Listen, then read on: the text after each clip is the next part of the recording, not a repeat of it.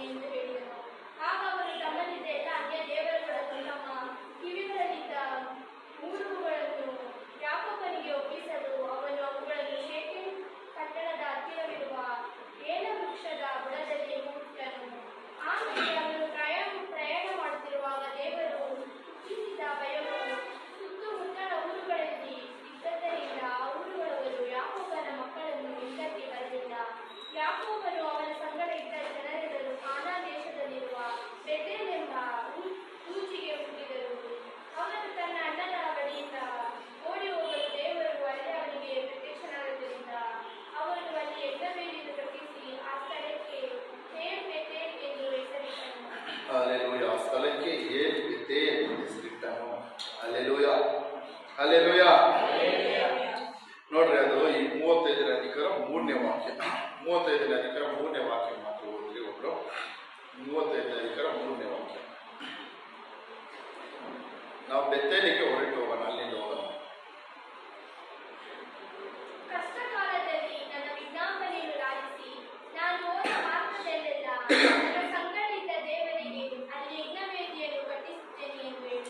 ಸಾಕು. ಅದು ಆ 3ನೇ ವಾಕ್ಯ ಓದುವಾಗ ನಾವು ಬೆತ್ತೇಲಿಗೆ ಹೊರಟು ಹೋಗೋಣ, ಅಲ್ಲಿಂದ ಓದಬೇಕು. ಯಾಕಂದ್ರೆ ಇಂಗ್ಲಿಷ್ ಬೈಬಲ್ ಅಲ್ಲಿ ಅದೇ ರೀತಿ ಇದೆ. ಅಲ್ಲೆಲ್ಲ ನಾವು ಬೆತ್ತೇಲಿಗೆ ಹೊರಟು ಹೋಗೋಣ. ಅಲ್ಲೆಲ್ಲ ನೋಡ್ರಿ 3ನೇ ವಾಕ್ಯ, ನಾವು ಬೆತ್ತೇಲಿಗೆ ಹೊರಟು ಹೋಗೋಣ. ಬೆತ್ತೇಲ್ ಅಂದ್ರೆ ಅಲ್ಲೆಲ್ಲ ಅದೊಂದು ಹೀಬ್ರೂ ಪದ. ಬೆತ್ತೇಲ್ ಅಂದ್ರೆ ಹೀಬ್ರೂ ಪದ. ಬೆತ್ ಅಂದ್ರೆ ಮನೆ, ಬೆತ್ ಅಂದ್ರೆ ಮನೆ. ಏಲ್ ಅಂದ್ರೆ ಹೀಬ್ರೂ ಅಲ್ಲಿ ದೇವರು, ಗಾಡ್. ಇಲ್ ಅಂದ್ರೆ ಗಾಡ್. ಬೆತ್ ಅಂದ್ರೆ ಮನೆ. ಬೆತ್ತೇಲ್ ಅಂದ್ರೆ ಪೂರ್ತಿಯ ಫುಲ್ ಫಾರ್ಮ್ ಮೀನಿಂಗ್ ಏನಂದ್ರೆ ದೇವರ ಮನೆ. ಅಲ್ಲೆಲ್ಲ ಯಾರ ಮನೆ? ದೇವರ ಮನೆ. ಅಲ್ಲೆಲ್ಲ ಇಲ್ಲಿ ಯಾಕೋಬನಿಗೆ ಅಲ್ಲೆಲ್ಲ ದೇವರು ಹೇಳ್ತಾರೆ, ಅದರ 1ನೇ ವಾಕ್ಯ, ದೇವರು ಯಾಕೋಬನಿಗೆ ನೀನು ಈ ಸ್ಥಳವನ್ನು ಬಿಟ್ಟು ಗಟ್ಟ ಹತ್ತಿ ಬೆತ್ತೇಲಿಗೆ ಹೋಗಿ ಅಲ್ಲೇ ವಾಸ ಮಾಡು. ನೀನು ನಿನ್ನ ಅಣ್ಣನಾದ ಏಸವನ ಬಳಿಯಿಂದ ಓಡಿ ಹೋದ ಕಾಲದಲ್ಲಿ ದೇವರು ಅಲ್ಲಿ ನಿನಗೆ ದರ್ಶನ ಕೊಟ್ಟನಲ್ಲ, ಆತನಿಗಾಗಿ ಯಜ್ಞವೇದಿಯನ್ನು ಕಟ್ಟಿಸು ಎಂದು ಹೇಳಿದನು. ಆಗ ಯಾಕೋಬನು ತನ್ನ ಮನೆಯವರಿಗೂ ತನ್ನ ಸಂಗಡ ಇದ್ದವರೆಲ್ಲರಿಗೂ, ನಿಮ್ಮಲ್ಲಿರುವ ಅನ್ಯ ದೇವರುಗಳನ್ನು ತಳ್ಳಿಬಿಟ್ಟು ನಿಮ್ಮನ್ನು ಶುದ್ಧೀಕರಿಸಿಕೊಂಡು ಮಡಿ ವಸ್ತ್ರಗಳನ್ನು ಹಾಕಿಕೊಳ್ಳಿರಿ. ಎಲ್ಲ ಗಮನಿಸ್ರಿ. ಇಲ್ಲಿಂದ ನಾವು ಬೆತ್ತೇಲಿಗೆ ಹೊರಟು ಹೋಗೋಣ. ಯಾಕೋಬನ್ ಹೇಳ್ತಾನೆ, ದೇವರು ಹೇಳ್ತಾರೆ ಯಾಕೋಬನಿಗೆ, ಮೊದಲು ನೀನು ಈ ಸ್ಥಳವನ್ನು ಇವಾಗಿರುವಂತ ವಾಸಿಸುವಂತಹ ಸಮಯದಲ್ಲೂ ಕಾನಾನ್ಯರ ಶೇಕೆಮ್ ಎಂಬ ಪಟ್ಟಣದಲ್ಲಿ ಯಾಕೋಬನು ವಾಸ ಮಾಡಿಕೊಂಡಿದ್ದ. ಅಲ್ಲೆಲ್ಲ ಕಾನಾನ್ಯರ ಶೇಕೆಮ್ ಎಂಬ ಪಟ್ಟಣದಲ್ಲಿ ಯಾಕೋಬನು ವಾಸ ಮಾಡ್ತಾ ಇದ್ದ. ಆ ಶೇಕೆಮ್ ಪಟ್ಟಣದಲ್ಲಿ ಇರುವಾಗ ಅಲ್ಲಿ ಕೆಲವು ಸಂಭವಗಳು ನಡೆಯುತ್ತದೆ. ಅಲ್ಲಿ ಏನ್ ನಡೀತಿದೆ ಅಂದ್ರೆ, ಯಾಕೋಬನ ಬಗ್ಗೆ ಸ್ವಲ್ಪ ಹಿಂದೆಯಿಂದ ನಾವು ಅಲ್ಲೆಲ್ಲ ಸ್ಪಷ್ಟವಾಗಿ ನೋಡ್ಕೊಂಡ್ಬಂದ್ರೆ ನಮ್ಗೆ ತಿಳಿಯುತ್ತದೆ. ಅಲ್ಲೆಲ್ಲ ಯಾಕೋಬನ್ ಯಾರಂತ ನಮ್ಮೆಲ್ಲರಿಗೂ ಗೊತ್ತು. ಯಾಕೋಬನ್ ಯಾರು? ಈಸಾಕನ ಮಗ. ಎಷ್ಟನೇ ಮಗ? ಈಸಾಕನಿಗೆ ಎಷ್ಟನೇ ಮಗ ಯಾಕೋಬನು? ಅಲ್ಲೆಲ್ಲ ಒಂದೇ ದಿನದ ಒಂದೇ ಕ್ಷಣದ ಹುಟ್ಟಿದ ಅವಳಿ ಜೋಳಿ ಮಕ್ಕಳು. ಆದ್ರೆ ಯಾಕೋಬನ್ ಈಸಾವನ್ನು ಮುಂದಾಗಿ ಹುಟ್ಟದ ಯಾಕೋಬನು ಅಲ್ಲೆಲ್ಲ ಅವನು ಇಮ್ಮಡಿ ಹಿಡ್ಕೊಂಡು ಈಸಾಕನ ಏಸಾವನ್ನ ಇಮ್ಮಡಿ ಹಿಡ್ಕೊಂಡು ಹುಟ್ಟಿದ. ಅದಕ್ಕೋಸ್ಕರ ಅವನಿಗೆ ಏನೇ ಉಂಟಾಯ್ತು ಹೆಸರು ಯಾಕೋಬನ. ಯಾಕೋಬನ್ ಅಂದ್ರೆ ಇಮ್ಮಡಿ ಹಿಡ್ಕೊಂಡು ಬಂದವನು, ಅಲ್ಲೆಲ್ಲ ಇಲ್ಲಾಂದ್ರೆ ತಳ್ಳಿಕೊಂಡು ಬಂದವನು ಎಂಬುದಾಗಿ ಇಬ್ರು ಪದದ ಅರ್ಥ. ಈ ರೀತಿ ಈಸಾಕನ 2ನೇ ಮಗನಾಗಿ ಯಾಕೋಬನ್ ಹುಟ್ಟಿದನು. ಆದ್ರೆ ಏಸವನು ಒಂದೇ ಕ್ಷಣದಲ್ಲಿ ಹುಟ್ಟಿದಿಬ್ರು, ಒಂದೇ ಕ್ಷಣದಲ್ಲಿ ಅವಳಿ ಜೋಡಿ ಆಗಿ ಹುಟ್ಟಿದ್ರು. ಆದ್ರೆ ಅಲ್ಲೆಲ್ಲ ಮೊದಲು ಬಂದ ನಿಮಿತ್ತ ಏಸಾವನಿಗೆ ಏನುಂಟಾಯ್ತು? ಚೊಚ್ಚಲ ಮಗನ ಅಧಿಕಾರ ಉಂಟಾಗಿ. ಆದ್ರೆ ಕೆಲ ಕಾರ್ಯಗಳ ನಿಮಿತ್ತ ಏಸವನ ಚೊಚ್ಚಲ ಅಧಿಕಾರವನ್ನು ಏನ್ ಮಾಡ್ದ, ಯಾಕೋಬನಿಗೆ ಮಾರ್ಬಿಟ್ಟ. ಅಲ್ಲೆಲ್ಲ ಒಂದು ಸಾರಿ ಅವನ ಕಾಡಿನಿಂದ ತುಂಬಾ ದಣಿದು ಬರುವಾಗ ಏಸವನು ಅಲ್ಲೆಲ್ಲ ಯಾಕೋಬನು ಏನೋ ಒಂದು ಪದಾರ್ಥವನ್ನು ಅಡಿಗೆ ಮಾಡ್ತಾ ಇರ್ತಾನೆ. ಏಸವನು ಬಂದ್ಬಿಟ್ಟು ಏನ್ ಮಾಡ್ತಾನೆ, ನನಗದು ಕೊಡು, ನನಗೆ ಹಸಿವಾಗಿದ್ದೀನಿ ಅಂತ. ಅಲ್ಲೆಲ್ಲ ಏಸವನು ನೋಡ್ರಿ, ಅವನು ಮೃಗಗಳನ್ನು ಬೇಟೆಯಾಡುವವನು. ಏಸವನು ಯಾರು? ಮೃಗಗಳನ್ನು, ಪ್ರಾಣಿಗಳನ್ನು ಬೇಟೆಯಾಡುವವನು. ಆದ್ರೆ ದೇವರ ವಾಕ್ಯ ಯಾಕೋಬನ ಕುರಿತು ಹೇಳುತ್ತದೆ, ಅವನು ಶಾಂತ ಸ್ವಭಾವವನ್ನು ಅವನ ಮನೆಯಲ್ಲಿ ಏನ್ ಮಾಡ್ತಾ ಇಲ್ಲ, ಇರ್ತಿದ್ದ. ಅಲ್ಲೆಲ್ಲ ಶಾಂತ ಸ್ವಭಾವದವನು. Hallelujah, hallelujah. ಆದ್ರೆ ಅವನು ಆ ರೀತಿ ಬಂದು ಆಹಾರ ಕೇಳುವಾಗ ಯಾಕೋಬನ್ ಹೇಳ್ತಾನೆ, ನಿನ್ನ ಚೊಚ್ಚಲತನ, ಜ್ಯೇಷ್ಠ ಪುತ್ರತನವನ್ನು ನನಗೆ ಕೊಟ್ಟರೆ ನಾನು ಏನ್ ಮಾಡ್ತೀನಿ, ನಿನಗೆ ಈ ಕಾಳುಗಳನ್ನು ನಿನಗೆ ತಿನ್ನುತ್ತೆ ಕೊಡ್ತೀನಿ ಎಂಬುದಾಗಿ ಹೇಳುವಾಗ ಏಸವನು ಹೇಳ್ತಾನೆ, ನಾನು ಸಾಯುತ್ತಿದ್ದೇನೆ, ನನಗೇನಕ್ಕೆ ಆ ಜ್ಯೇಷ್ಠತನವನು, ಆ ಚೊಚ್ಚಲ ಮಗನ ಅಲ್ಲೆಲ್ಲ ಇದನ್ನ ಇಟ್ಕೊಂಡು ನಾನು ಏನ್ ಮಾಡ್ಲಿ, ನನಗೆ ಮೊದಲು ಆಹಾರ ಕೊಡು ಅಂತ ಹೇಳಿ ಅಲ್ಲೆಲ್ಲ ಏಸವನ್ ಏನ್ ಮಾಡ್ತಾನೆ, ಆ ಚೊಚ್ಚಲತನವನ್ನು ಕೊಟ್ಬಿಡ್ತಾನೆ ಆಹಾರಕ್ಕೋಸ್ಕರ. ದೇವ್ರ ವಾಕ್ಯ ಹೇಳುತ್ತದೆ, ಅವನು ಚೊಚ್ಚಲತನವನ್ನು ತಾತ್ಸಾರ ಮಾಡ್ದ. ಏನ್ ಮಾಡ್ದ? ಚೊಚ್ಚಲತನವನ್ನು ತಾತ್ಸಾರ ಮಾಡ್ದ, ಉದಾಸೀನತೆ ಪಡಿಸಿದ. ಅಲ್ಲೆಲ್ಲ ಚೊಚ್ಚಲತನದ ಜ್ಯೇಷ್ಠ ಪುತ್ರನಿಗಿರುವಂತಹ ಅಧಿಕಾರವನ್ನು ಅವನಿಗೆ ತಿಳಿಯದೆ, ಜ್ಯೇಷ್ಠ ಪುತ್ರನಿಗೆ ಇರಬೇಕಾದ ಆಶೀರ್ವಾದಗಳು ಏನೆಂಬುದಾಗಿ ಅವನು ತಿಳಿಯದೆ ಅವನ ಅದನ್ನೇನ್ ಮಾಡ್ದವನು ತಾತ್ಸಾರ ಮಾಡಿ ಯಾಕೋಬನು ಕೊಟ್ಟ. ಅಲ್ಲೆಲ್ಲ ಈ ರೀತಿ ಅಲ್ಲೆಲ್ಲ ಯಾಕೋಬನು ಮೊದಲು ಅವನನ್ನು ಈ ರೀತಿ ವಂಚಿಸಿಯೋ ಇಲ್ಲ ಒಳ್ಳೆ ಬುದ್ಧಿಯಿಂದಲೋ ತನ್ನ ಜ್ಯೇಷ್ಠತ್ವವನ್ನು ಏನ್ ಮಾಡ್ದ, ಪಡ್ಕೊಂಡ. ಅಲ್ಲೆಲ್ಲ ಅದು ನೋಡುವುದಾದ್ರೆ ವಂಚಿಸುವ ರೀತಿಯಲ್ಲಿತ್ತು. ಆದ್ರೆ ಯಾಕೋಬನಿಗೆ ಜ್ಯೇಷ್ಠ ಪುತ್ರದ ಆ ಸ್ಥಾನದ ಕುರಿತಾಗ ಅವನಿಗೆ ಏನಿತ್ತು, ಅಲ್ಲೆಲ್ಲ ಅರಿವಿತ್ತು. ಅಲ್ಲೆಲ್ಲ ಜ್ಯೇಷ್ಠ ಪುತ್ರದ ಸ್ಥಾನ, ಅದರ ಆಶೀರ್ವಾದದ ಕುರಿತ ಯಾಕೋಬನಿಗೆ ಏನೋ ಅರಿವಿತ್ತು, ಗೌರವವಿತ್ತು. ಅದರ ನಿಮಿತ್ತ ಅವನು ವಂಚಿಸಿ ಪಡ್ಕೊಂಡ ಅಂತ ನಾನು ಹೇಳುವುದಿಲ್ಲ. ಬುದ್ಧಿಯಿಂದ ಅದರ ಅರಿವನ್ನು, ಅಲ್ಲೆಲ್ಲ ಆ ಜ್ಯೇಷ್ಠ ಪುತ್ರದ ಸ್ಥಾನದ ಅಲ್ಲೆಲ್ಲ ಮಹಿಮೆಯನ್ನು, ಅಧಿಕಾರವನ್ನು ಅವನು ತಿಳಿದೇನ್ ಮಾಡಿದವನು ಪಡ್ಕೊಂಡ. ಇನ್ನೊಂದು ಸಾರಿ ಇದೇ ರೀತಿ ಇಸಾಕನು ತುಂಬಾ ವಯಸ್ಸಾಗಿರುವಾಗ ತನ್ನ ಮೊದಲ ಮಗನಾದ, ಇವಾಗ ಅವನು ಮೊದಲ ಮಗ ಅಲ್ಲ, ಇವಾಗ ಯಾರು ಅವನು ಎರಡನೇ ಮಗ. ಯೇಸುವನೇನು ಎರಡನೇ ಮಗ. ಅಲ್ಲೆಲ್ಲ ಇವಾಗ ಚೊಚ್ಚಲತನದ ಜ್ಯೇಷ್ಠ ಪುತ್ರತನವು ಯಾರಿಗೋಯ್ತು? ಯಾಕೋಬನಿಗೆ ಹೋಯ್ತು. ಜ್ಯೇಷ್ಠ ಪುತ್ರತನ ಯಾರಿಗೋಯ್ತು? ಯಾಕೋಬನಿಗೆ ಹೋಯ್ತು. ಇವಾಗ ಏಸಾವನ ಹತ್ರ ಈಸಾಕನ ಹೇಳ್ತಾನೆ, ನಾನು ಸಾಯುವ ಸಮಯ ಬಂದಿದೆ, ನಾನು ಸಾಯುಕ್ಕೆ ಮುಂಚಿತವಾಗಿ ನಾನು ಏನ್ ಮಾಡ್ತೀನಿ, ನಾನು ನಿನ್ನನ್ನು ಆಶೀರ್ವದಿಸುತ್ತೀನಿ ಅಂತ.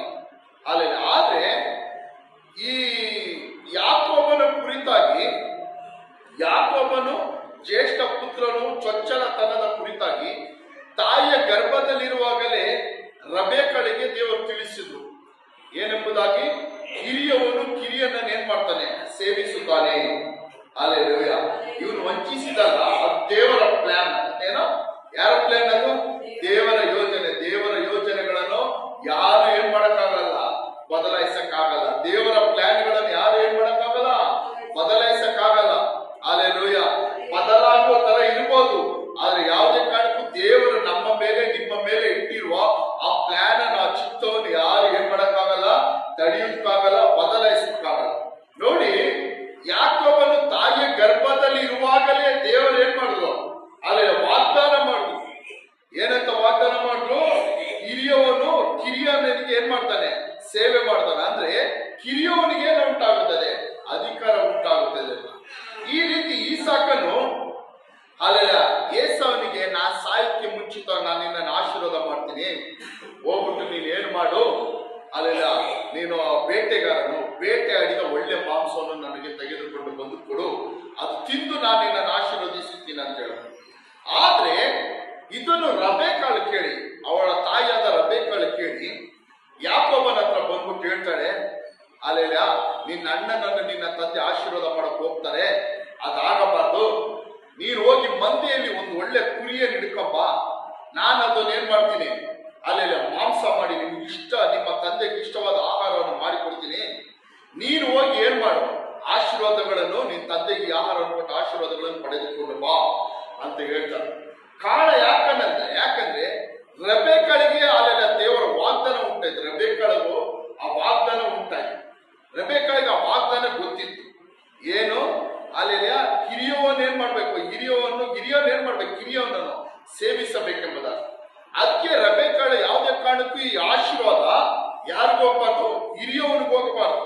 ಅದು ದೇವರ ಚಿತ್ತ. ಅದು ಯಾರು ಉಂಟಾಗಬೇಕು, ಕಿರಿಯವನಿಗೆ ಹೋಗಬೇಕಂತ ರೆಬೆಕ್ಕಳು ಈ ರೀತಿ ಯಾಕೋಬನಿಗೆ ತಾನು ಈಸಾಕನಿಗೆ ಇಷ್ಟವಾದ ಒಂದು ಆಹಾರವನ್ನು ಮಾಡಿ ಕೊಟ್ಟಿ ಕಳಿಸಿ, ಈಸಾಕನಲ್ಲಿ ಹೋಗಿ ಅಲ್ಲೆಲ್ಲ ಯಾಕೋಬನಲ್ಲಿ ಹೋಗಿ ಈಸಾಕನಿಗೆ ಆಹಾರವನ್ನು ಕೊಟ್ಟಿ, ಅಲ್ಲೆಲ್ಲೂಯ ಈಸಾಕನ ಬಳಿ ಇದ್ದಂತ ಆಶೀರ್ವಾದಗಳನ್ನೆಲ್ಲ ಏನ್ ಮಾಡ್ತಾನೆ, ಅಲ್ಲೆಲ್ಲ ಯಾಕೋಬನು ಪಡೆದುಕೊಳ್ತಾನೆ.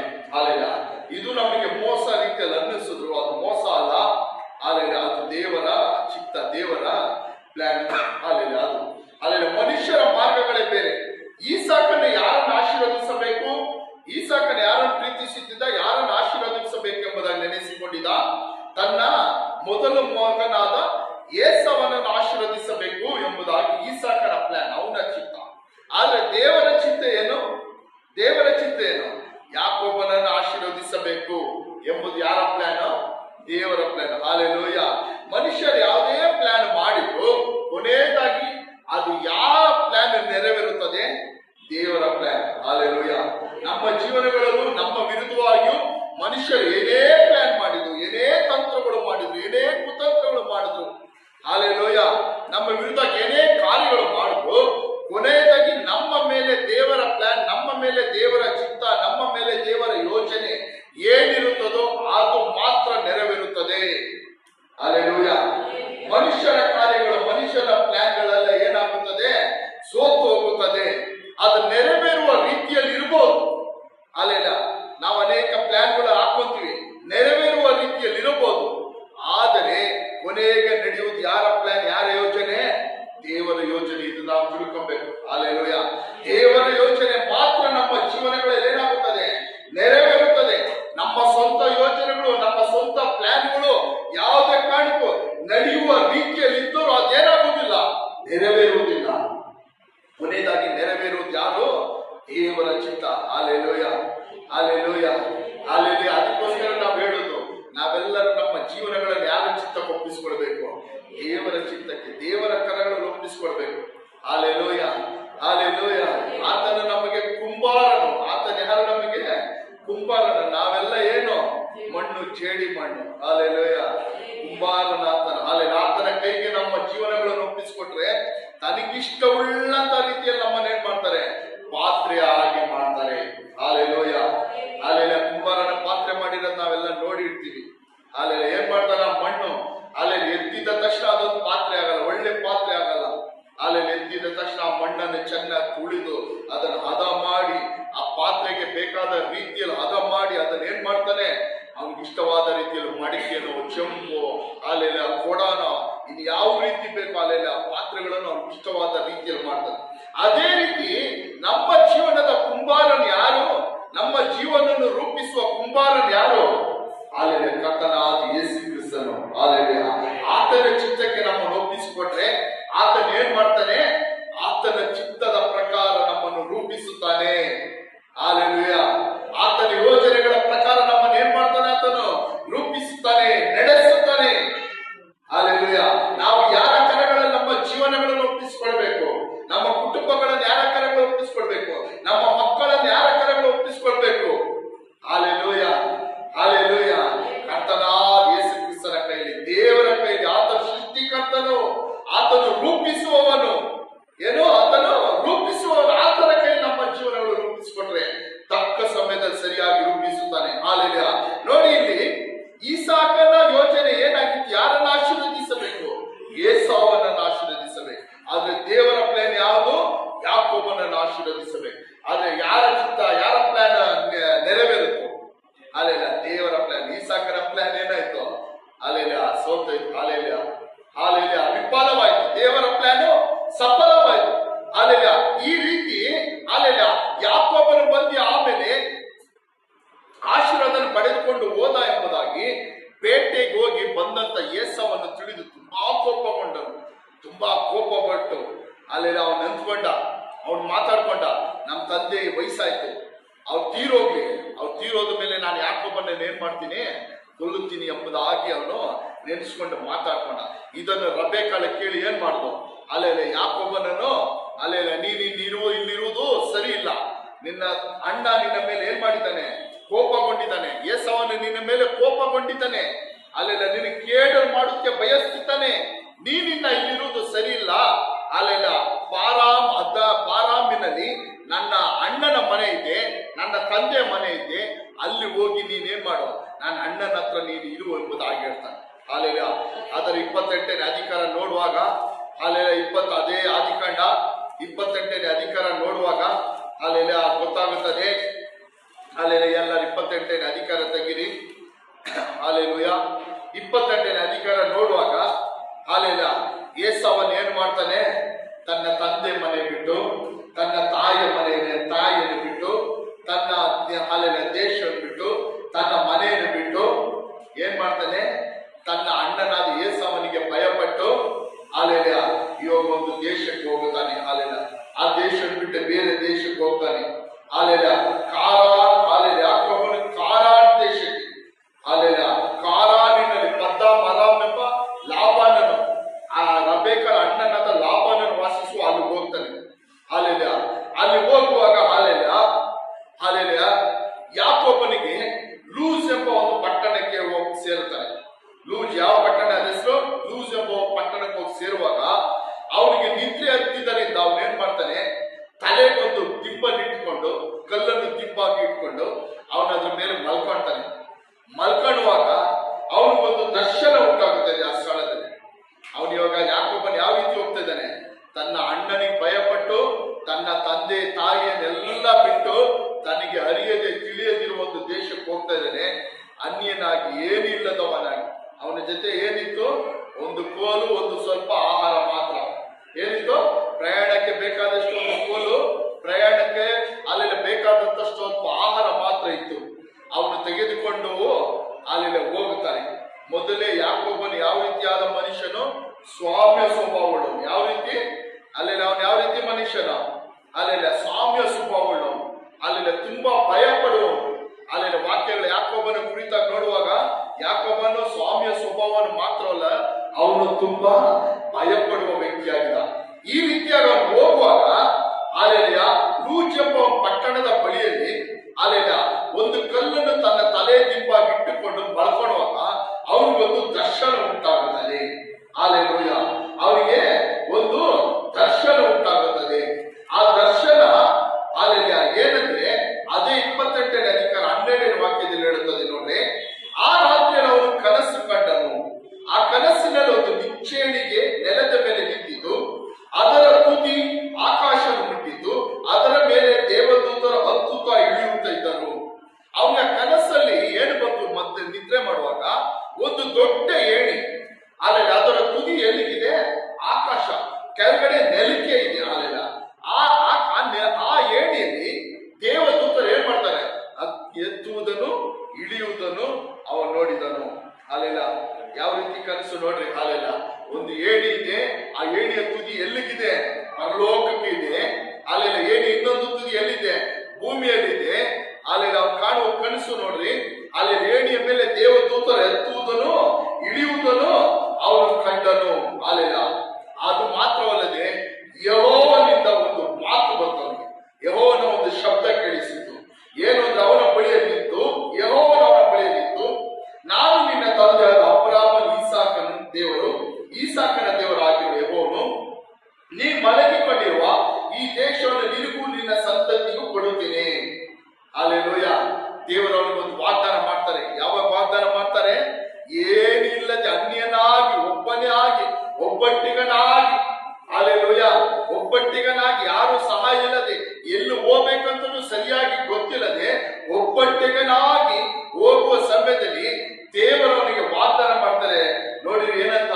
ನೀನು ಮಲಗಿಕೊಂಡಿರೋ ಈ ಸ್ಥಳವನ್ನು ಏನ್ ಮಾಡ್ತೀನಿ? ನಿನಗೂ ನಿನ್ನ ಸಂತತಿಗೂ ಕೊಡುತ್ತೀನಿ. Hallelujah, hallelujah, hallelujah.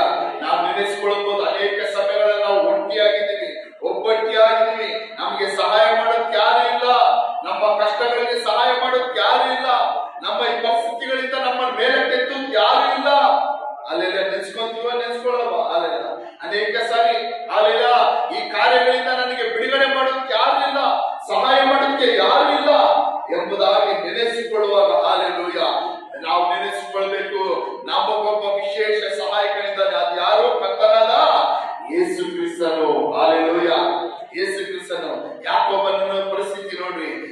ಯಾಕೋಬನು ಯಾವ ರೀತಿ ಇರ್ತಾನೆ, ತನ್ನ ತಾಯಿಯ ಮನೆಯಲ್ಲಿ ತನ್ನ ತಾಯಿಯೊಂದಿಗೆ ತನ್ನ ತಾಯಿಯ ಪ್ರೀತಿಯ ಮಗನಾಗಿ ಇಷ್ಟು ವರ್ಷ ಇದ್ದ.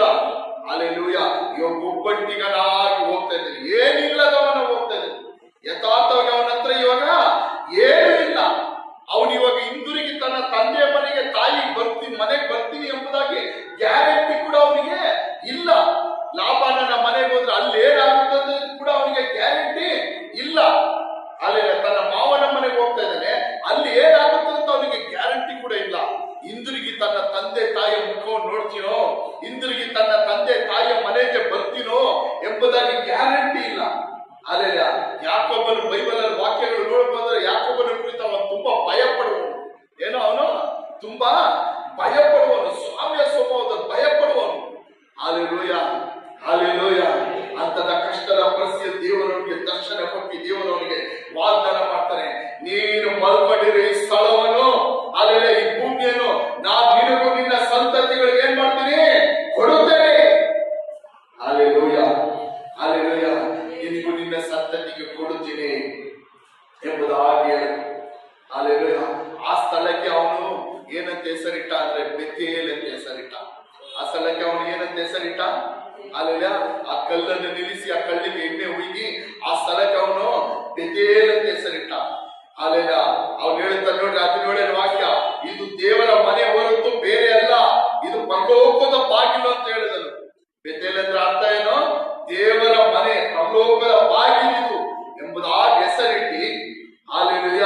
ಅವನು ಒತ್ತಾರೆ ಅವನು ಇದ್ದಾಗ ತಾನು ತಲೆ ತಿಪ್ಪಿಗೆ ಇಟ್ಟುಕೊಂಡಿದ್ದ ಕಲ್ಲನ್ನು ಕಂಬವಾಗಿ ನಿಲ್ಲಿಸಿ ಅದರ ತುದಿಯಲ್ಲಿ ಎಣ್ಣೆ ಒಯ್ದನು. ಆ ಸ್ಥಳಕ್ಕೆ ಬೆಥೇಲ್ ಎಂದು ಹೆಸರಿಟ್ಟನು. ಹಾಲೆಲೂಯ. ದೇವರು ತನಗೆ ವಾಗ್ದಾನ ಮಾಡಿದ ಸ್ಥಳಕ್ಕೆ, ದೇವರು ತನ್ನಕ್ಕೆ ಕಾಣಿಸಿಕೊಂಡಂತ ಆ ಸ್ಥಳಕ್ಕೆ ಯಾಕೋಬನು ಏನಂತ ಹೆಸರಿಟ್ಟ, ಎಲ್ಲರೂ ಹೇಳ್ರಿ, ಬೆಥೇಲ್. ಹಾಲೆಲೂಯ. ಅದ್ರ ಅರ್ಥ ಏನು, ಇದು ದೇವರ ಮನೆ. ಹಾಲೆಲೂಯ, ದೇವರ ಮನೆ ಎಂಬುದಾಗಿ ಹೆಸರಿಟ್ಟ. ಹಾಲೆಲೂಯ. ಆಮೇಲೆ ಹೆಸರಿಟ್ಟಿದ್ದು ಮಾತ್ರವಲ್ಲದೆ ಅಲ್ಲವನು ಏನ್ ಮಾಡ್ತಾನೆ, ಅಲ್ಲೆಲ್ಲ ಒಂದು ಅರಿಕೆಯನ್ನು ಕೂಡ ದೇವರ ಹತ್ರ ಮಾಡ್ಕೊಂತಾನೆ. ಏನ್ ಮಾಡ್ತಾನೆ, ತನಗೆ ಕಾಣಿಸಿಕೊಂಡಂತ ತನಗೆ ವಾಗ್ದಾನ ಮಾಡಿದ ದೇವರಿಗೆ ಅವನೇನ್ ಮಾಡ್ತಾನೆ, ಒಂದು ಅರಿಕೆ ಮಾಡ್ತಾನೆ. ಹಾಲೆಲೂಯ. ಅದರ 20ನೇ ವಾಕ್ಯ ನೋಡ್ರಿ, ಅಲ್ಲಿರುವ ಊರಿಗೆ ಮೊದಲು ಲೂಜ್ ಅಂತ ಹೆಸರಿತ್ತು. ಯಾಕೋಬನಲ್ಲಿ ದೇವರು ನನ್ನ ಸಂಗಡ ಇದ್ದು ನಾನು ಹೋಗುವ ಈ ಮಾರ್ಗದಲ್ಲಿ ನನ್ನನ್ನು ಕಾಪಾಡಿ ತಿನ್ನುವುದಕ್ಕೆ ಆಹಾರವನ್ನು, ಉಡುವುದಕ್ಕೆ ವಸ್ತ್ರವನ್ನು ಕೊಟ್ಟು ತಿರುಗಿ ನನ್ನನ್ನು ತಂದೆ ಮನೆಗೆ ಸುರಕ್ಷಿತವಾಗಿ ಬರಮಾಡಿದರೆ ಯೆಹೋವನೇ ನನ್ನ ದೇವರಾಗಿರುವುದು ಮತ್ತು ನಾನು ಕಂಬವಾಗಿ ನಿಲ್ಲಿಸಿರುವ ಈ ಕಲ್ಲು ದೇವರ ಮನೆ ಆಗುವುದು. ಹಾಲೆಲೂಯ.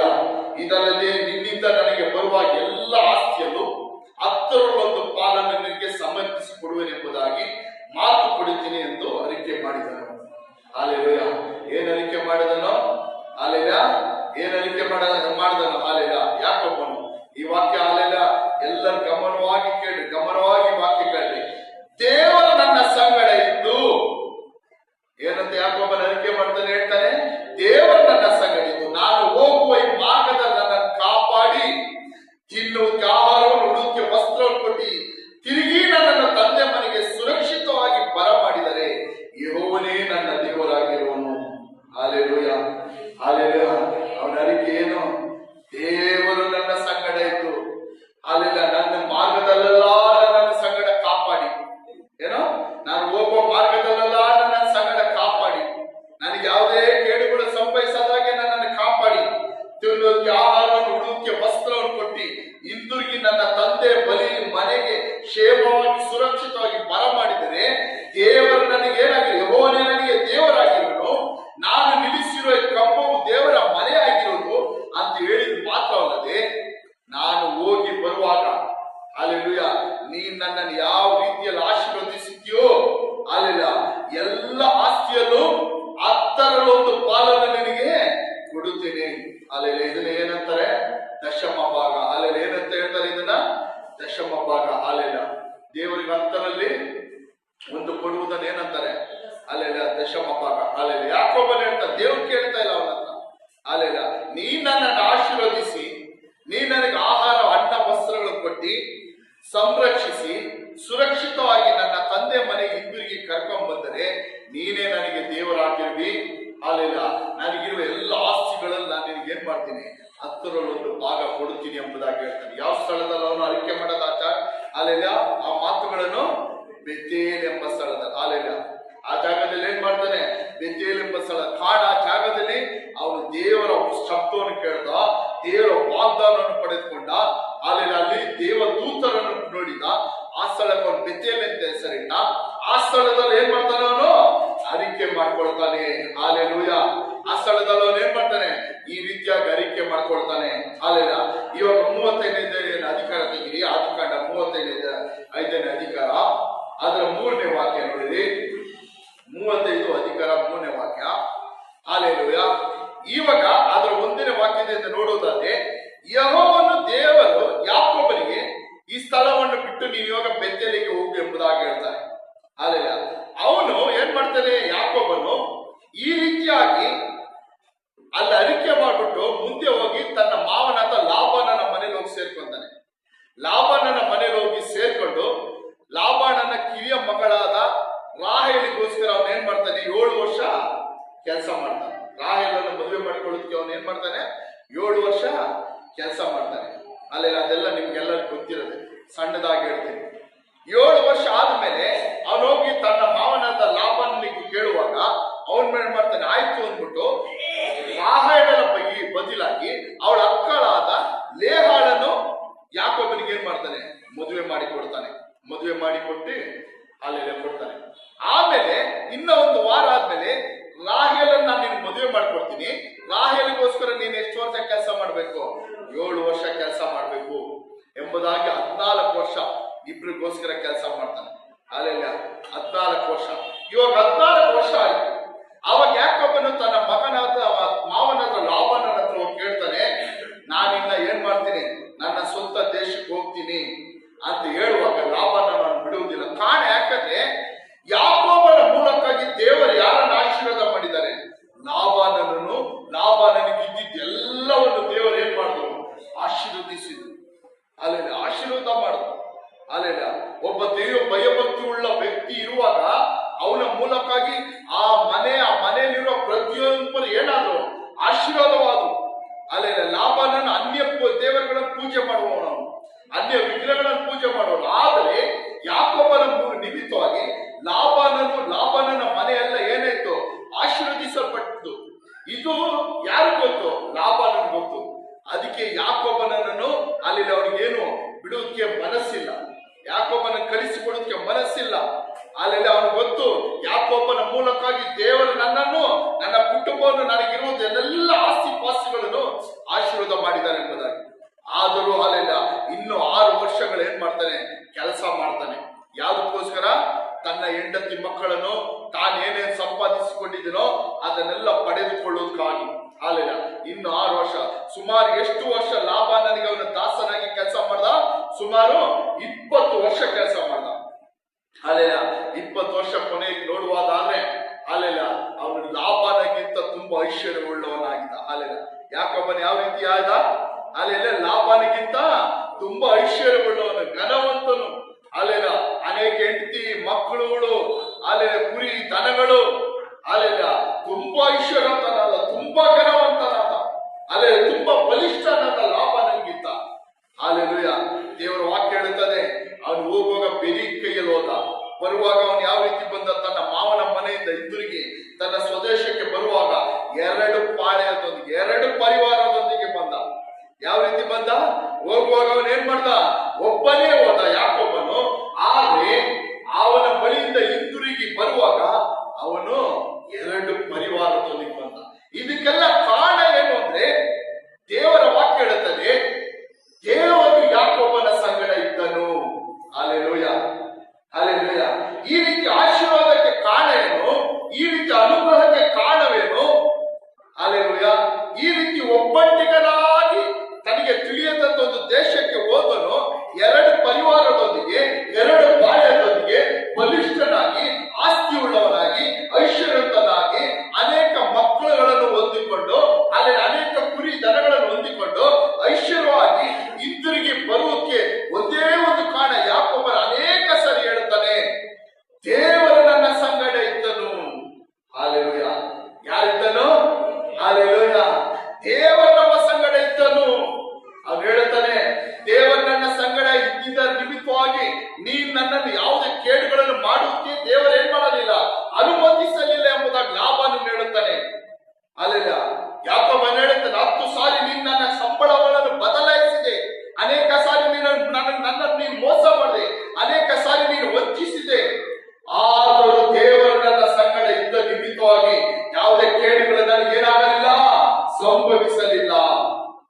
ಹಾಲೆಲೂಯ. ಯಾವುದೇ ಕೇಡುಗಳು ಸಂಭವಿಸಲಿಲ್ಲ. ದೇವರು ನಮ್ಮ ಪಕ್ಷವಾಗಿದ್ದರೆ ನಮ್ಮನ್ನು ಎದುರಿಸುವವರು ಯಾರು? ದೇವರ ವಾಕ್ಯ ಏನ್ ಹೇಳುತ್ತದೆ? ದೇವರು ನಮ್ಮ ಪಕ್ಷ ಇದ್ದರೆ ಸಾಕು. ಅಲ್ಲೆಲ್ಲ ನಮ್ಮ ಕಡೆ ಯಾರಿರ್ಬೇಕು? ಎಲ್ಲರೂ ಹೇಳ್ರಿ, ನಮ್ಮ ಪಕ್ಷ ಯಾರಿದ್ರೆ ಇರಬೇಕು. ಅಲ್ಲೆಲ್ಲ ಮನುಷ್ಯನೋ, ಒಬ್ಬ ಬಲಿಷ್ಠನೋ, ಒಬ್ಬ ಅಧಿಕಾರಿಯೋ, ಅಧಿಪತಿ ಅಲ್ಲ. ಅಲ್ಲೆಲ್ಲ ದೇವರು ನಮ್ಮ ಪಕ್ಷ ಇರಬೇಕು. ದೇವರು ನಮ್ಮ ಸಂಗಡ ಇರಬೇಕು. ಯಾಕೋಬನು ಈ ಆಶೀರ್ವಾದಕ್ಕೆ ಕಾರಣ ಯಾರು? ದೇವರಾತನ ಸಂಗಡ ಇದ್ದ ನಿಮಿತ್ತವಾಗಿ, ದೇವರಾತನ ಸಂಗಡ ಇದ್ದ ನಿಮಿತ್ತವಾಗಿ ಯಾಕೋಬನು ಬೆರಿಗೈಯಿಂದ ಹಾಲೆಲ್ಲ ಆ ಪಾರಾನೂರಿಗೆ ಹೋದಂತೆ ಯಾಕೋಬನು ಆ ಊರಿಂದ ಬರುವಾಗ ಬಲಿಷ್ಠನಾಗಿ ಆಶೀರ್ವದಿಸಲ್ಪಟ್ಟವನಾಗಿ ಏನ್ ಮಾಡ್ತಾನೆ? ಬರುತ್ತಾನೆ. Hallelujah, hallelujah. ಆ ವಾಕ್ಯಗಳು ನಿಮಗೆ ಅದು 24ನೇ ಅಧಿಕಾರದಿಂದ 26ನೇ ಅಧಿಕಾರದಿಂದ ನೀವು ಓದುವಾಗ ಗೊತ್ತಾಗುತ್ತದೆ ಯಾಕೋಬನ ಕುರಿತಾಗಿ. Hallelujah, hallelujah. ಅದರ ಸುಮಾರು ಸಾರಿ ಹೇಳ್ತಾನೆ ಯಾಕೋಬನು, ದೇವರು ನನ್ನ ಸಂಗಡ ಇದ್ದನು. ಹಾಲೆಲೂಯ. ಏನೋ ದೇವರು ನನ್ನ ಸಂಗಡ ಇದ್ದನು. Hallelujah, hallelujah. ಲಾಬಾನನು ಬಿಟ್ಟು ಯಾಕೋಬನು ಲಾಬಾನನನ್ನು ಬಿಟ್ಬಿಟ್ಟು ಲಾಬನಿಗೆ ಕೇಳದೆ ತನ್ನ ಹೆಂಡತಿ ಮಕ್ಕಳನ್ನು, ಕುರಿ ದನಗಳನ್ನೆಲ್ಲ ಹೊಡ್ಕೊಂಡ್ ಬರುವಾಗ ಲಾಬಾನನನ್ನು ತಿರ್ಗಾ ಅಟ್ಟಿಸ್ಕೊಂಡು ಅವನ ತಿರ್ಗಾ ಕರ್ಕೊಂಡು ಹೋಗೋಕೆ, ಅವನು ಕೇಳು ಮಾಡೋಕೆ ಬರ್ತಾನೆ. ಆದ್ರೆ ಲಾಬಾನನು ಬರುವುದಕ್ಕೆ, ಯಾಕೋಬನ ಹತ್ರ ಬರುವುದಕ್ಕೆ ಮುಂಚಿತವಾಗಿ ಲಾಬಾನನಿಗೆ ಏನ್ ಮಾಡಿದ್ರು? ದೇವರು ಎಚ್ಚರಿಸಿದ್ರು. ಅವನಿಗೆ ಯಾವುದೇ ಕೇಳು ನೀನು ಮಾಡಬಾರ್ದು, ಯಾವುದೇ ತೊಂದರೆ ನೀನು ಮಾಡಬಾರ್ದು. ಹಾಲೆಲೂಯ. ಆವಾಗ ಲಾಬಾನನು ಯಾಕೋಬನ ಹತ್ರ ಹೇಳುವಾಗ ಯಾಕೋಬನ್ ಹೇಳ್ತಾನೆ, ದೇವರು ನನ್ನ ಸಂಗಡ ಇದ್ದ ನಿಮಿತ್ತವಾಗಿ ನೀನ್ ನನ್ನನ್ನು ಏನ್ ಮಾಡಲಿಲ್ಲ, ಯಾವ್ದು ಕೇಡು ಮಾಡಕ್ಕೂ ದೇವರು ನಿನಗೆ ಅನುಮತಿಸಲಿಲ್ಲ, ಬಿಡಲಿಲ್ಲ ಎಂಬುದಾಗಿ ಹೇಳುತ್ತಾರೆ. ಕಾಲಿನ ಈ ರೀತಿಯಾಗಿ ಯಾಕೋಬನ್ ಏನ್ ಮಾಡ್ತಾನೆ? ಲಾಬಾನನ ಮನೆಯಿಂದ ತಾನು ಸಂಪಾದಿಸಿಕೊಂಡಿದ್ದನ್ನೆಲ್ಲ ತೆಗೆದುಕೊಂಡು ಬರುವಾಗ ಅವರ ಅಣ್ಣನಾದ ಏಸಾವನು ಮಧ್ಯದಲ್ಲಿ ಬರ್ತಾನೆ. ಏಸಾವನನ್ನು ಸಂಧಿಸ್ತಾನೆ. ಅಲ್ಲೆಲ್ಲ ಏಸಾವನನ್ನು ಸಂಧಿಸ್ತಾನೆ. ಅಲ್ಲೆಲ್ಲ ಏಸಾವನ ಯೋಚನೆ ಏನಾಗಿತ್ತು? ಯಾಕೋಬನನ್ನು ಕೊಲ್ಲಬೇಕು, ನಮ್ಮ ತಂದೆ ಸತ್ತೋಗ್ಲಿ, ಅದುವರೆಗೂ ಸುಮ್ಮನೆ ಇರ್ತೀನಿ, ಅದಾದ್ಮೇಲೆ ಯಾಕೋಬನನ್ನು ಕೊಲ್ಲಬೇಕು ಅಂತ ಯೋಚಿಸಿಕೊಂಡಿದ್ದ. ಆದ್ರೆ ದೇವರು ಯಾಕೋಬನ ಸಂಗಡ ಇದ್ದ ನಿಮಿತ್ತವಾಗಿ ಏಸಾವನು ಕೂಡ ಅವನ ಮೇಲೆ ಕೈ ಎತ್ತುತ್ತೆ ದೇವರು ಏನ್ ಮಾಡಲಿಲ್ಲ? ಅನುಮತಿಸಲಿಲ್ಲ. ಅಲ್ಲೆಲ್ಲ ಏಸಾವನು ಯಾಕೋಬನಿಗೆ ಯಾವುದೇ ರೀತಿ ಕೇಡು ಮಾಡೋದಕ್ಕೆ ದೇವರು ಏನ್ ಮಾಡಲಿಲ್ಲ? ಅನುಮತಿಸಲಿಲ್ಲ. ಏಸಾವನು ಬರ್ತಾನೆ ಅಂತ ಯಾಕೋಬನು ಗೊತ್ತಾದ ತಕ್ಷಣ ಯಾಕೋಬನು ಎಷ್ಟು ಭಯ ಪಡ್ತಾನೆ ಗೊತ್ತಾ? ಹಾಲೆಲೂಯ. ತನ್ನ ಪಾಳೆಗಳನ್ನು ಹಾಲೆಲ್ಲ 2 ಮಾಡ್ಬಿಡ್ತಾನೆ. ಅವನು ಒಂದು ಪಾಳೆ ಅವನು ಏನ್ ಮಾಡಿದ್ರೆ ಒಡೆದು ನಾಶ ಮಾಡಿದ್ರೆ, ಇನ್ನೊಂದು ಪರಿವಾರದವರು ಇನ್ನೊಂದು ಪಾಳೆಯದವರು ಆದ್ರೂ ನನಗೋಸ್ಕರ ಏನ್ ಮಾಡ್ತಾರೆ? ಉಳ್ಕೊಳ್ತಾರೆ ಎಂಬುದಾಗಿ 2 ಪಾಳೆಯನ್ನು ಮಾಡ್ತಾನೆ. ಹಾಲೆಲೂಯ. ಏಸಾವನ ಎದುರುಗೊಳ್ಳೋದಕ್ಕೆ ಮುಂಚಿತವಾಗಿ 3 ಜನ ಗುಂಪಾಗಿ ಅಲ್ಲೆಲ್ಲ ಅವನ ಕುಟುಂಬದವರನ್ನು, ಅವನ ಸೇವಕರುಗಳನ್ನು ಅನೇಕ ಕಾಣಿಕೆಗಳನ್ನು ಕೊಟ್ಟು ಏಸಾವನನ್ನು ಸಮಾಧಾನ ಪಡಿಸೋಕ್ಕಾಗಿ ಯಾಕೋಬನ್ ಏಸಾವನ್ ನೋಡೋದಕ್ಕೆ ಮುಂಚಿತವಾಗಿ ಕಳಿಸ್ತಾನೆ. ಎಷ್ಟು ಭಯ ನೋಡ್ರಿ, ಯಾಕೋಬನ್ ಎಷ್ಟು ಭಯ ಪಡುವವನು. Hallelujah, hallelujah. ಆದ್ರೆ ದೇವರು ಯಾಕೋಬನ ಸಂಗಡ ಇದ್ದ ನಿಮಿತ್ತವಾಗಿ ಹಾಲೆಲೂಯ ಏಸಾವನು ಯಾವುದೇ ಕೇಡು ಮಾಡೋಕ್ಕೋ, ಏಸಾವನು ಯಾಕೋಬನಿಗೆ ಯಾವುದೇ ತೊಂದರೆ ಮಾಡೋಕ್ಕೋ ಹಾಲೆಲೂಯ ಆಗಲಿಲ್ಲ. ಕಾರಣ ಯಾಕಂದ್ರೆ ದೇವರು ಯಾರ ಸಂಗಡ ಇದ್ದನು? ಯಾಕೋಬನ ಸಂಗಡ ಇದ್ದನು. Hallelujah, hallelujah. ಯಾರಿಗೆಲ್ಲ ವಾಕ್ಯಗಳು ಇದ್ದವ್ರಿಗೆ ಅರ್ಥ ಆಯ್ತು? Hallelujah, hallelujah. ಆ ವಾಕ್ಯ ಅರ್ಥ ಆದವರೆಲ್ಲ ದೇವರಿಗೆ ಸ್ತೋತ್ರ ಹೇಳಿ. Hallelujah, hallelujah. ದೇವರು ನಮ್ಮ ಸಂಗಡ ಇದ್ದರೆ ನಮ್ಮನ್ನು ಎದುರಿಸುವವನು ಯಾರು? Hallelujah, hallelujah. ದೇವರು ನಮ್ಮ ಪಕ್ಷ ಇದ್ದರೆ ನಮ್ಮನ್ನು ಎದುರಿಸುವವನು ಯಾರು? ದೇವರು ನಮ್ಮ ಜೊತೆ ಇದ್ದರೆ ನಮಗೆ ಯಾರು ಕೇಳು ಬಯಸಲು ಸಾಧ್ಯ? ಯಾರು ಕೇಳು ಮಾಡಲು ಸಾಧ್ಯ? Hallelujah, hallelujah.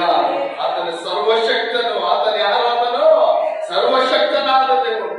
Hallelujah, hallelujah, hallelujah. ನಾನು ಮೊದಲೇ ಹೇಳಿದೆ, ಯಾವುದೋ ಕೇಡನ್ನು ಬಯಸದಂತ ಒಳ್ಳೆಯ ತಂದೆ ಆತನು, ಒಳ್ಳೆ ದೇವರಾತನು. Hallelujah, hallelujah, hallelujah. ಯಾಕೋಬನ ಜೀವನ ನೋಡ್ರಿ, ಒಬ್ಬನೇ ಹೋದ. ಅಲ್ಲೆಲ್ಲ ತನ್ನ ತಂದೆ ತಾಯಿ ಮನೆ ಬಿಟ್ಟು ಒಬ್ಬನೇ ಹೋದ. ಅಲ್ಲೆಲ್ಲ ಅವನು ಮೊದಲೇ ಶಾಂತ ಸ್ವಭಾವದವನು. ಅವನು ಬೇಟೆಗೆ ಹೋದವನಲ್ಲ, ಬೇಟೆ ಆಡ್ದವನಲ್ಲ, ಮನೆಯಲ್ಲಿದ್ದವನು. ಅಲ್ಲೆಲ್ಲ ಮನೆಯಲ್ಲಿದ್ದವನು ಶಾಂತ ಸ್ವಭಾವದವನು. ಒಬ್ಬನೇ ಒಂದು ರಾತ್ರಿ ಮನೆ ಬಿಟ್ಟು ಹೋದ. ಅಲ್ಲೆಲ್ಲ ಆವತ್ತ ಬಸ್ ಬಸ್ಸು ಟ್ರೈನ್ ಏನಿಲ್ಲ ಹೋಗಕ್ಕೆ, ನಡ್ಕೊಂಡು ಅರಣ್ಯ ಮಾರ್ಗದಲ್ಲಿ ನಡ್ಕೊಂಡು ಹೋಗ್ಬೇಕು. ಒಬ್ಬನೇ ಹೋದ. ಅಲ್ಲೆಲ್ಲ ದೇವರವನ ಸಂಗಡ ಇದ್ದ ನಿಮಿತ್ತವಾಗಿ ಬರುವಾಗ ದೊಡ್ಡ ಗುಂಪಿನಂತೆ 2 ಪರಿವಾರದೊಂದಿಗೆ ಆಶೀರ್ವದಿಸಲ್ಪಟ್ಟ ವಾರಾಗವನು ಬಂದನು. ಇದಕ್ಕೆ ಕಾರಣ ಏನೋ, ದೇವರ ಯಾಕೋಬನ ಸಂಗಡ ಇದ್ದ ನಿಮಿತ್ತ. ಈ ರೀತಿಯಾಗಿ ಅವನು ತನ್ನ ಅಣ್ಣನಲ್ಲಿ ಎದುರುಕೊಂಡು ಇವನು ಶೇಕೆಮ್ ಎಂಬ ಪಟ್ಟಣಕ್ಕೆ ಬರ್ತಾನೆ.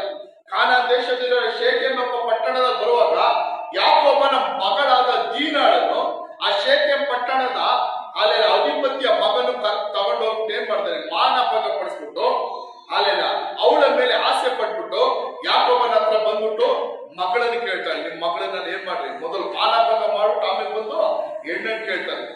ಆದ್ರೆ ಅದು ಯಾರಿಗೂ ಇಷ್ಟ ಆಗಲಿಲ್ಲ, ಯಾಕೋಬನಿಗೆ ಇಷ್ಟ ಆಗಲಿಲ್ಲ, ಅವರ ಮಕ್ಕಳಿಗೆ ಇಷ್ಟ ಆಗಲಿಲ್ಲ. ಕೊನೆಯದಾಗಿ ತಂತ್ರವಾಗಿ ಅವ್ರಿಗೆ ಸುನ್ನತಿ ಮಾಡಿಸಿಲ್ಲ ಅಂದ್ರೆ ನಾನು ನಿಮಗೆ ಹೆಣ್ಣು ಕೊಡುವುದಿಲ್ಲ, ಸುನ್ನತಿ ಮಾಡಿಸ್ಕೊಂಡ್ರೆ ಹೆಣ್ಣು ಕೊಡ್ತೀವಿ ಅಂತ ಹೇಳಿ ಅವರೆಲ್ಲ ಸುನ್ನತಿ ಮಾಡಿಸ್ಕೊಂಡಾಗ ಆ ಗಾಯದ ನೋವಿನಲ್ಲಿದ್ದಾಗ ಆ ದೀನಾಳ ಯಾಕೋಬನ 2 ಮಕ್ಕಳು ಸಿಮಿಯೋನ್ ಮತ್ತು ಲೇವಿ ಏನ್ ಮಾಡಿದ್ರು, ಕತ್ತಿ ತೆಗೆದುಕೊಂಡೋಗಿ ಆ ಶೇಕೆಮ್ ಪಟ್ಟಣದಲ್ಲಿರುವ ಆ ಶೇಕೆಮನನ್ನು, ಆ ಯೌವನಸ್ಥನನ್ನು, ಅವರ ಕುಟುಂಬದಲ್ಲಿರುವ ಎಲ್ಲ ಗಂಡಸರನ್ನು ಏನ್ ಮಾಡಿದ್ರು, ಕೊಂದಾಕಿ ತನ್ನ ತಂಗಿಯನ್ನು ಅಲ್ಲಿಂದ ಏನ್ ಮಾಡಿದ್ರು, ಅವರು ಕರ್ಕೊಂಬಂದ್ರು, ಬಿಡುಗಡೆ ಮಾಡಿ ಕರ್ಕೊಂಬಂದ್ರು. ಅಲ್ಲಿಲ್ಲ. ಇವಾಗ ಯಾಕೋಬನಿಗೆ ಇನ್ನೊಂದು ಭಯ ಶುರುವಾಯ್ತು. ಇವಾಗ ಯಾಕೋಬನಿಗೆ ಏನಾಯ್ತು, ಇನ್ನೊಂದು ಭಯ ಶುರುವಾಯ್ತು. ಅಲ್ಲೆಲ್ಲ ಲಾಭಾನನ್ನ ಅಂಟಿಸ್ಕೊಂಡ್ ಬಂದ, ದೇವರಲ್ಲಿಂದ ಕಾಪಾಡ್ದು. ಆ ಭಯವಾಯ್ತು.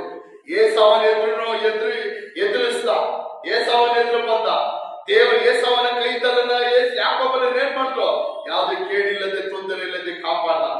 ಇವಾಗ ಇನ್ನೊಂದು ಹೊಸದಾಗಿ ಶೇಕೆಮ್ ಎಂಬ ಪಟ್ಟಣದವರು ಅಲ್ಲೆಲೂಯ ಯಾಕೋಬನ್ ಹೇಳ್ತಾನೆ, ಅಲ್ಲೆಲ್ಲ ಈ ದೇಶದಲ್ಲಿರುವ ಕಾನಾನ್ಯರು, ಪೆರಿಜ್ಯರು ನಮ್ಮನ್ನ ಏನ್ ಮಾಡಲ್ಲ, ಉಳಿಸಲ್ಲ. ಅಲ್ಲೆಲ್ಲ ಅವರೆಲ್ಲ ಬಲಿಷ್ಠರು, ನಮಗಿಂತ ಬಲಿಷ್ಠರು, ಅನೇಕ ವರ್ಷಗಳಿಂದ ಈ ಭೂಮಿಯಲ್ಲಿ ಅವರು ಇದ್ದಾರೆ, ನಮ್ಮನ್ನು ಉಳಿಸಲ್ಲ ಎಂಬುದಾಗಿ ಯಾಕೋಬನು ಭಯ ಪಡ್ತಾನೆ.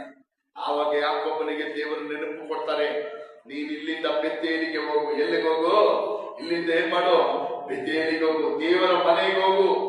ಅಲ್ಲೆಲೂಯ, ಏನೋ ಬೆತ್ತೇಲಿಗೆ ಹೋಗು.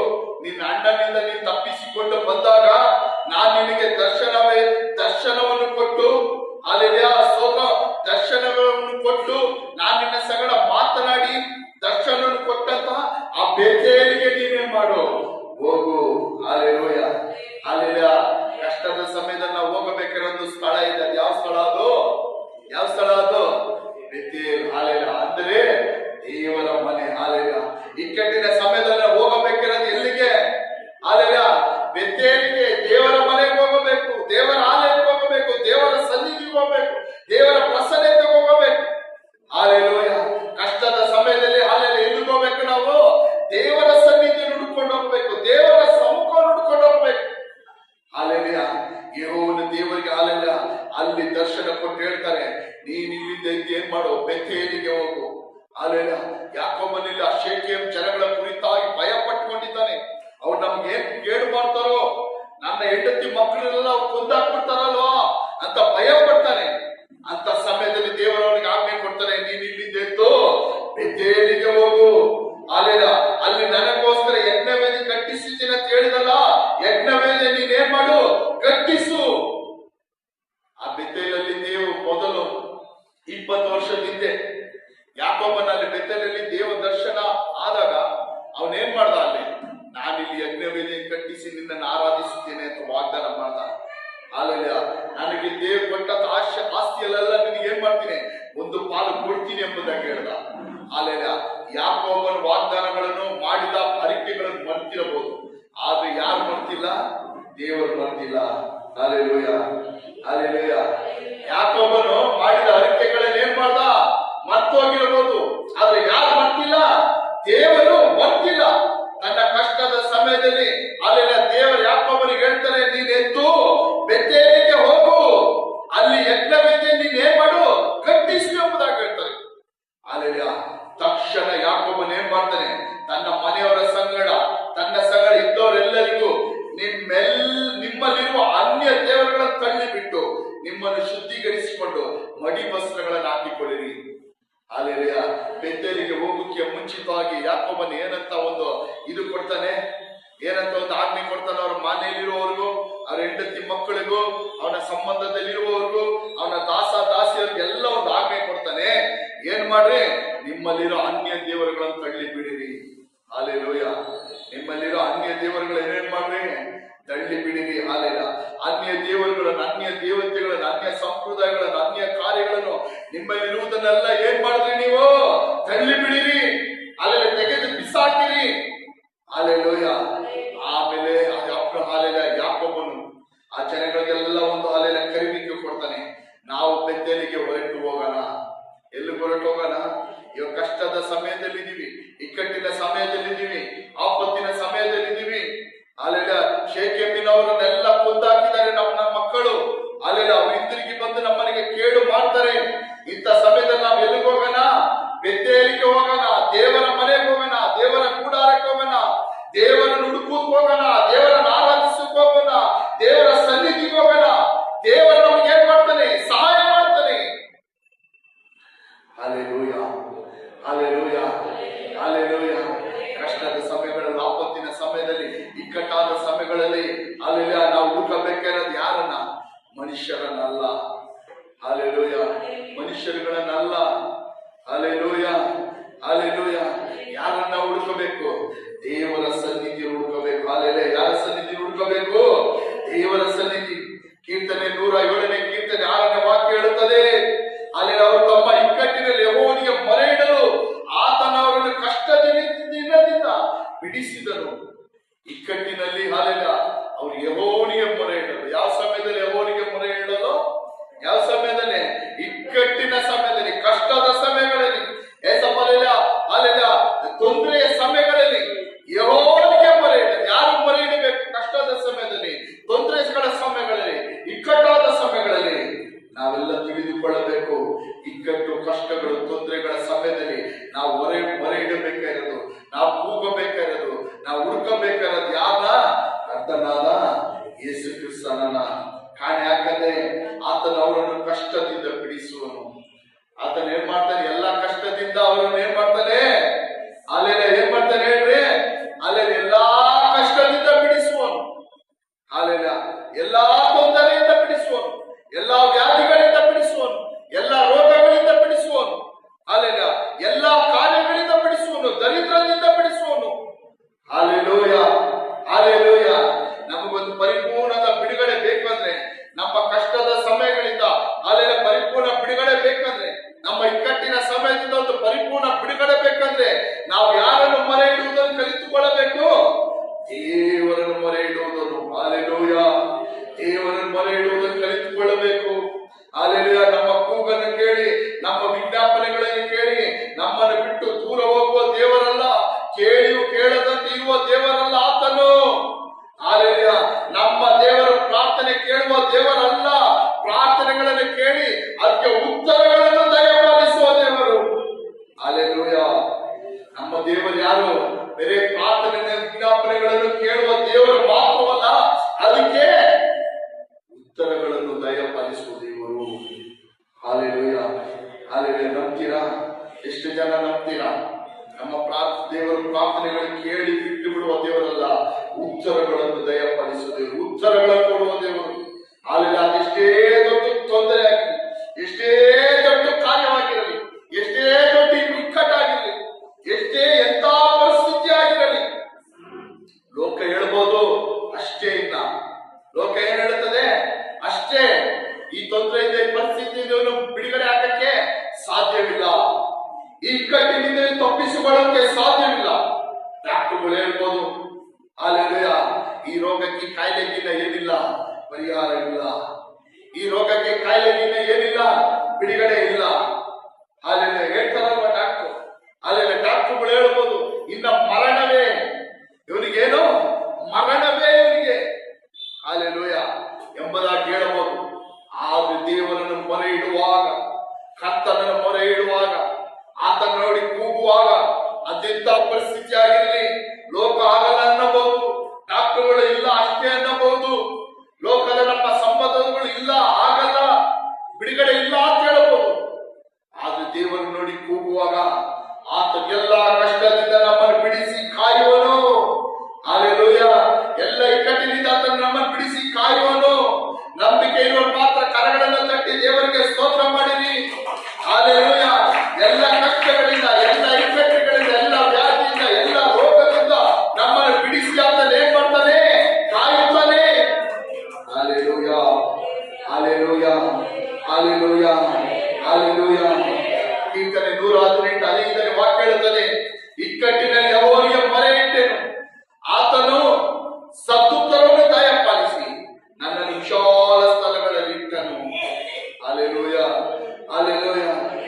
ಇಕ್ಕಟ್ಟಿನಲ್ಲಿ ಯೆಹೋವನಿಗೆ ಮೊರೆ ಇಟ್ಟನು. ಕೀರ್ತನೆಗಾರನು ಹೇಳ್ತಾನೆ ನೋಡ್ರಿ, ಎಷ್ಟು ಚೆನ್ನಾಗಿ ಹೇಳ್ತಾನೆ.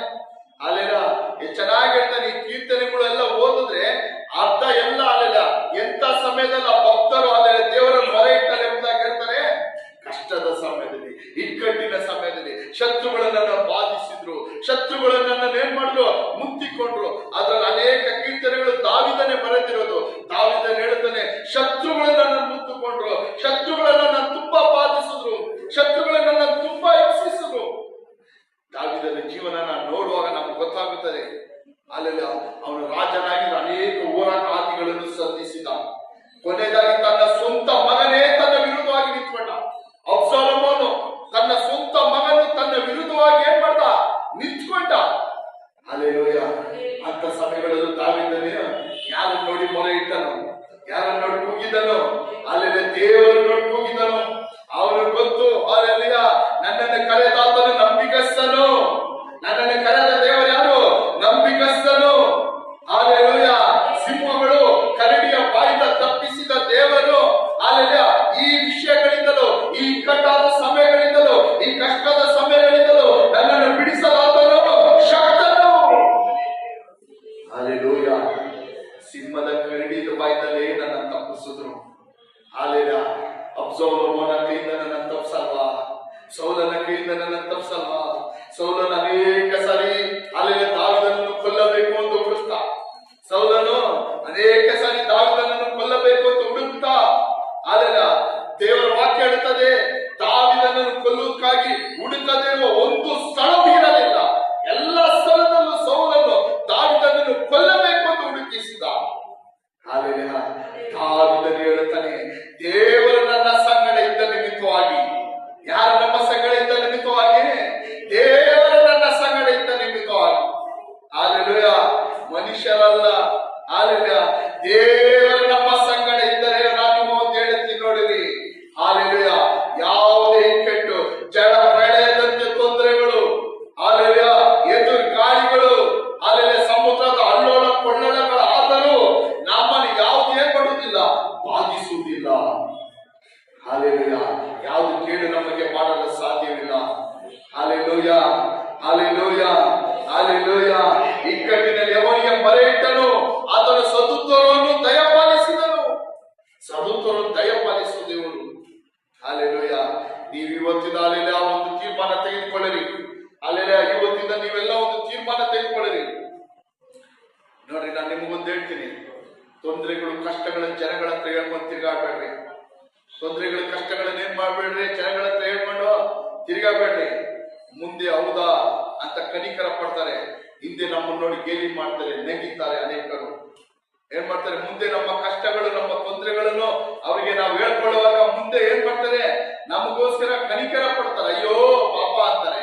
ಅದು ಹಿಂದೆ ಏನ್ ಮಾಡ್ತಾರೆ, ಹಿಂದೆ ಏನ್ ಮಾಡ್ತಾರೆ, ಏನ್ ಮಾಡ್ತಾರೆ ಹೇಳ್ರಿ, ಅಲ್ಲೆಲ್ಲ ಆಡ್ಕೊತಾರೆ, ನೆಗಿತಾರೆ. ಹಲ್ಲೆಲೂಯ. ಹಲ್ಲೆಲೂಯ. ನಮ್ಮ ಕಷ್ಟವನ್ನು ನೋಡಿ ನಮ್ಮ ಕಷ್ಟಕ್ಕೆ ಸ್ಪಂದಿಸುವರು ಒಬ್ಬರೇ ಒಬ್ಬರು. ಯಾರು? ಕರ್ತನಾದ ಯೇಸು ಕ್ರಿಸ್ತನು. ಹಲ್ಲೆಲೂಯ. ಕರ್ತನಾದ ಯೇಸು ಕ್ರಿಸ್ತನ. ಏನೇ ವಿಷಯವಾಗಿ, ಏನೇ ತೊಂದರೆ ಆಗಿರಲಿ, ಅಲ್ಲೆಲ್ಲ ನಾನು ನಿಮ್ಗೆ ಹೇಳ್ತೀನಿ ಇವತ್ತಿಂದ, ಅಲ್ಲೆಲ್ಲ ನಿಮ್ಮ ವಿಷಯಗಳನ್ನು ದೇವರ ಹತ್ರ ಹೇಳುವುದನ್ನು ಕಲಿತುಕೊಳ್ಳಿರಿ.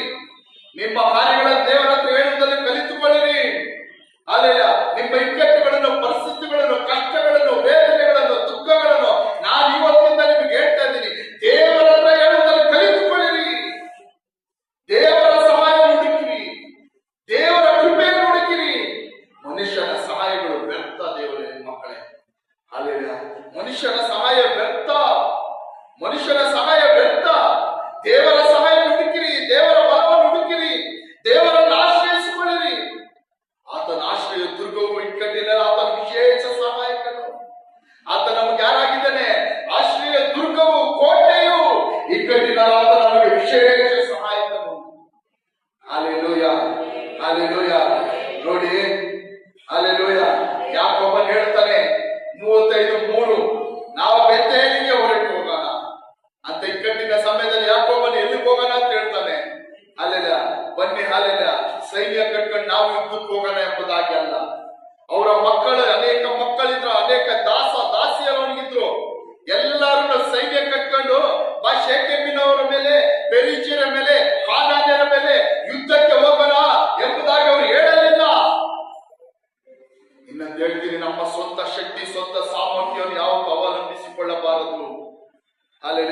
ಏನಕ್ಕೆ ಅಂತ ಆಯ್ತು?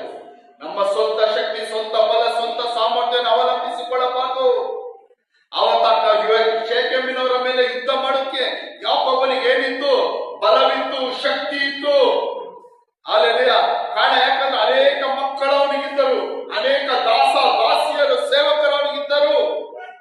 ಅಲ್ಲೆಲ್ಲ ಅವನಿಗೆ ಶಕ್ತಿ, ಸಾಮರ್ಥ್ಯ ಇತ್ತು. ಹೆಚ್ಚಾಗಿ ದೇವರ ಬಲ, ದೇವರ ಕೃಪೆ ಇತ್ತು. ಆದ್ರೆ ಅವನು ತನ್ನ ಸ್ವಂತ ಬಲವನ್ನು, ಶಕ್ತಿಯನ್ನು ಅವನು ಏನ್ ಮಾಡಲಿಲ್ಲ, ಅಲ್ಲಿ ಉಪಯೋಗಿಸಿಕೊಳ್ಳಲಿಲ್ಲ, ಅದನ್ನು ಹಾಕಿಕೊಳ್ಳಲಿಲ್ಲ.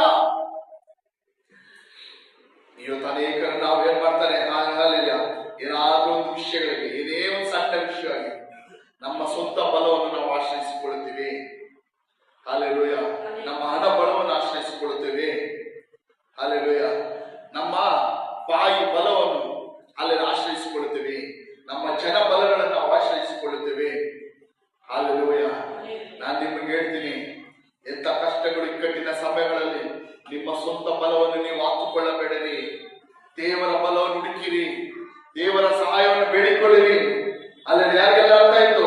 ದೇವರ ಸಹಾಯವನ್ನು ಬೇಡಿಕೊಳ್ಳಿರಿ, ದೇವರ ಬಲವನ್ನು ಹುಡುಕಿರಿ. ಅಲ್ಲಿ ಆತನ ಅದ್ಭುತಗಳು ಮಾಡುತ್ತೆ ಶಕ್ತನು. ಇದು ಯಾಕೊಬ್ಬನು ನೋಡ್ರಿ, ಅಂತ ಕಷ್ಟದ ಸಮಯದಲ್ಲಿ ಹೇಳ್ತಾನೆ. ಈ 3ನೇ ವಾಕ್ಯ ನೀವು ಯಾರು ಮರಿಬೇಡ್ರಿ. ಆದಿಕಾಂಡ 35 ಅಧಿಕಾರ 3ನೇ ವಾಕ್ಯ ಬೈಬಲ್ ಅದು ಟಿಕ್ ಮಾಡ್ಕೊಂಡು ಮಾಡ್ಕೊಂಡು ಇಟ್ಕೊಳ್ರಿ. ನಾವು ಬೆತ್ತೇರಿಗೆ ಹೊರಟು ಹೋಗೋಣ, ಬೆತ್ತೇರಿಗೆ ದೇವರ ಮನೆಗೆ ಹೊರಟು ಹೋಗೋಣ.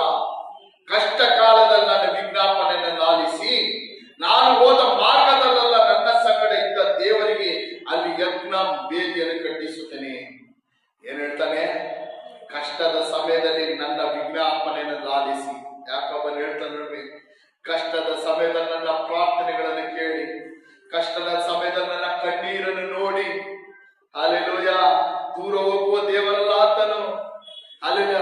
ಇಕ್ಕಟ್ಟಿನ ವೇಳೆಯಲ್ಲಿ ನಾನು ಮಾಡುವ ವಿಜ್ಞಾಪನೆಗಳನ್ನು ನೋಡಿ ದೂರ ಹೋಗುವ ದೇವರಲ್ಲ ಆತನು. ಕಷ್ಟದ ಸಮಯದಲ್ಲಿ ನನ್ನ ವಿಜ್ಞಾಪನೆಗಳನ್ನು ಆಲಿಸಿ.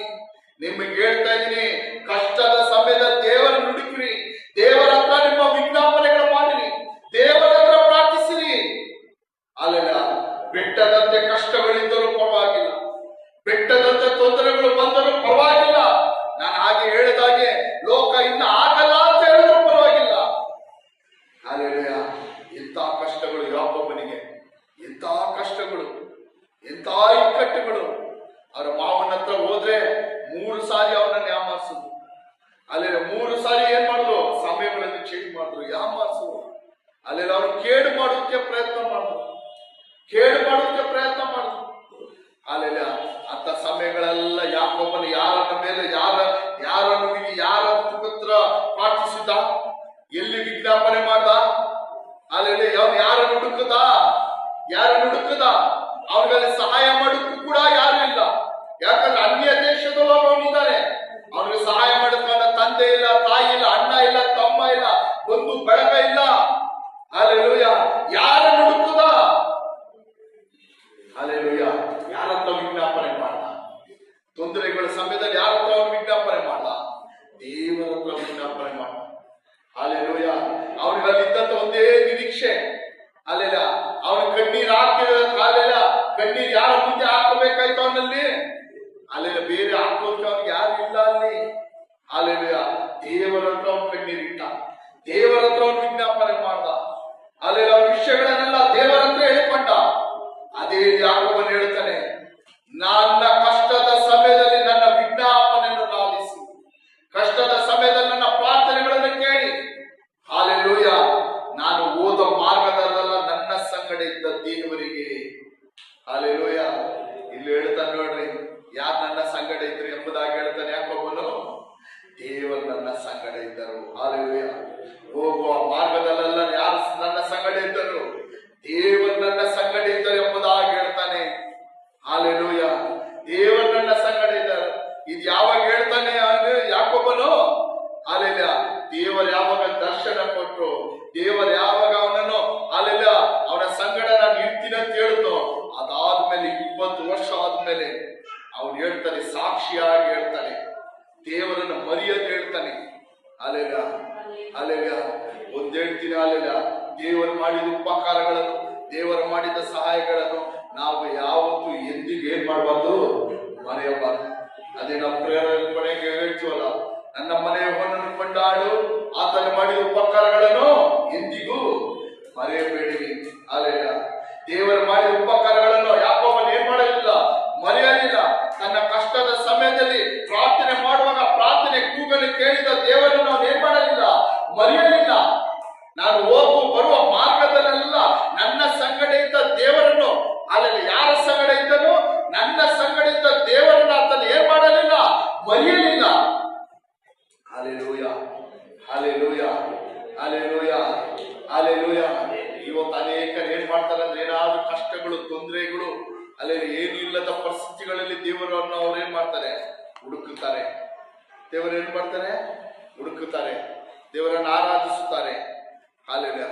ಏನಾದ್ರೂ ಸ್ವಲ್ಪ ದೇವರು ಕರುಣಿಸಿ, ಏನಾದ್ರೂ ಅವರ ಜೀವನಗಳಲ್ಲಿ ದೇವರ ಬಾಗಿಲುಗಳನ್ನು ತೆರೆದು ಆಶೀರ್ವಾದಗಳನ್ನು ಕೊಟ್ಟ ಮೇಲೆ, ಅನುಗ್ರಹಗಳನ್ನು ಕೊಟ್ಟ ಮೇಲೆ ಅವ್ರು ಯಾರನ್ನು ಹುಡುಕುವುದನ್ನು ಬಿಟ್ಬಿಡ್ತಾರೆ.